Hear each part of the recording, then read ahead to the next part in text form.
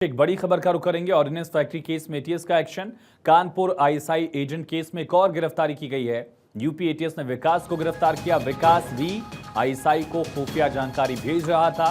इससे पहले 2 आरोपी गिरफ्तार किए गए थे जो ऑर्डिनेंस फैक्ट्री में काम कर रहे थे और साथ ही हनी ट्रैप में फंसकर उसके बाद पैसे लेकर वो आईएसआई तक जानकारी भेज रहे थे। ऐसी पूरी जानकारी मिली थी, ऐसी सूचना मिली थी। इसके बाद एटीएस ने गिरफ्तार किया था। 2 आरोपी गिरफ्तार किए गए थे। अब एक और आरोपी को गिरफ्तार किया गया है। ऑर्डिनेंस फैक्ट्री केस में एटीएस का एक बड़ा एक्शन और कानपुर आईएसआई एजेंट केस में एक और गिरफ्तारी की गई है।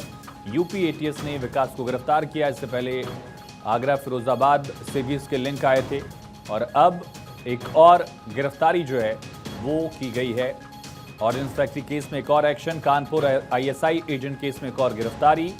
यूपी एटीएस ने विकास को गिरफ्तार किया है। ज्यादा जानकारी के साथ हमारे सहयोगी नईमुद्दीन हमारे साथ कनेक्ट है। नईमुद्दीन, क्या रोल था दीपक का इस पूरे केस में?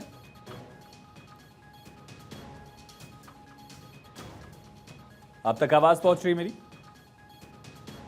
चलिए फिर से कनेक्ट करने की कोशिश करेंगे अपने सहयोगी के साथ। लेकिन ये बड़ी और अहम खबर है। ऑर्डिनेंस फैक्ट्री केस में एक और एक्शन जो है, एक और गिरफ्तारी है।